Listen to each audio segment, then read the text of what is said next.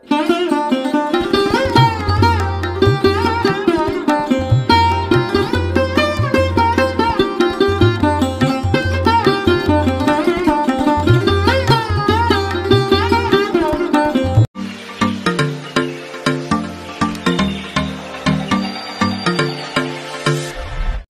అండి, welcome back to my channel. ఈరోజు నేను ఈ వీడియోలో బెంగళూరులోని ఒక టెంపుల్ గురించి అయితే షేర్ చేస్తున్నాను. ఇది వచ్చేసి శ్రీకృష్ణ గోవర్ధన క్షేత్రం.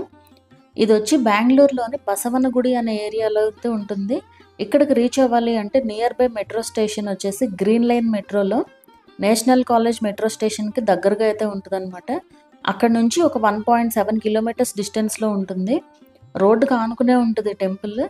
బిఎంఎస్ కాలేజ్ ఆఫ్ ఇంజనీరింగ్కి ఎగ్జాక్ట్గా ఆపోజిట్లో అయితే ఉంటుందన్నమాట. విజిటింగ్ టైమింగ్ వచ్చేసి మార్నింగ్ 7 నుంచి ఈవినింగ్ 7:30 వరకు అయితే ఉంటుంది. లెఫ్ట్ సైడ్ నుంచి ఎంట్రీ ఉంటుంది, అలాగే రైట్ సైడ్ నుంచి ఎగ్జిట్ అనమాట. ఇది ఒక న్యాచురల్ గుహలాగా అయితే నిర్మించారు. కృష్ణుడు గోవర్ధన పర్వతాన్ని ఎత్తిన దానికి సింబాలిక్గా అయితే ఇది నిర్మించారనమాట.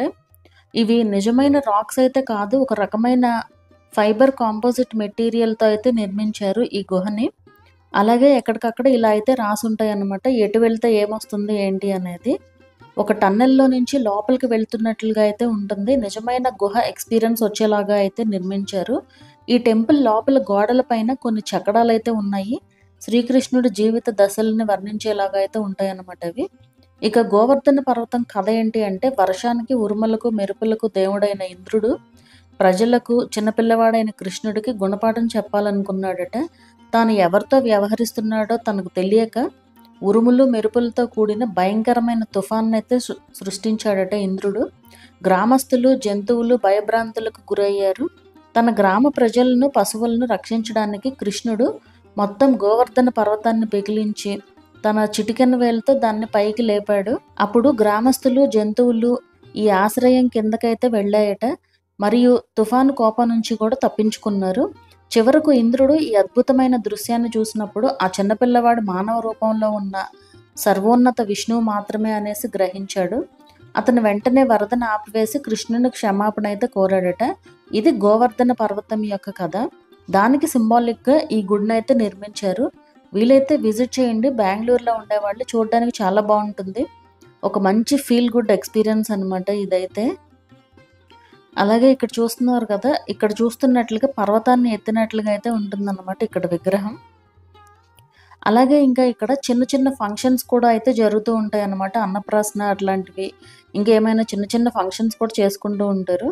ఇక్కడ ఒక 3 హాల్స్ అయితే ఉన్నాయి. ఇవి పైన ఫ్లోర్స్లో అయితే ఉంటాయి అన్నమాట.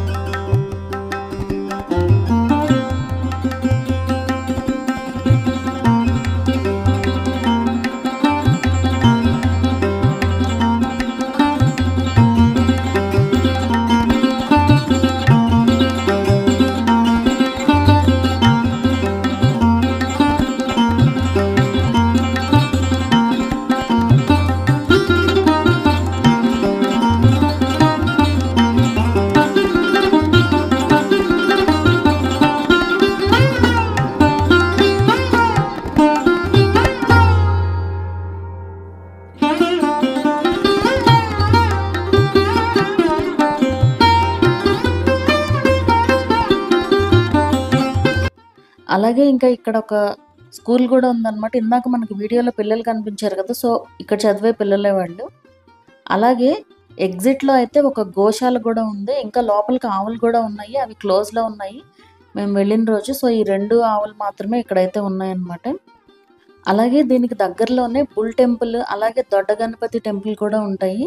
అవి కూడా చూడాల్సిన టెంపుల్స్. వీలైతే విజిట్ చేయండి. ఈ 3 టెంపుల్స్ కూడా ఒకటేసారి విజిట్ చేయొచ్చు. అన్నీ కూడా పక్కపక్కనే ఉంటాయి, వాకబుల్ డిస్టెన్స్లోనే ఉంటాయి. అలాగే వీటి గురించి కూడా మన ఛానల్లో వీడియోస్ అయితే ఉన్నాయి, చూడండి. అలాగే ఈ టెంపుల్ వరకు ప్రత్యేకంగా పార్కింగ్ కూడా ఉంది.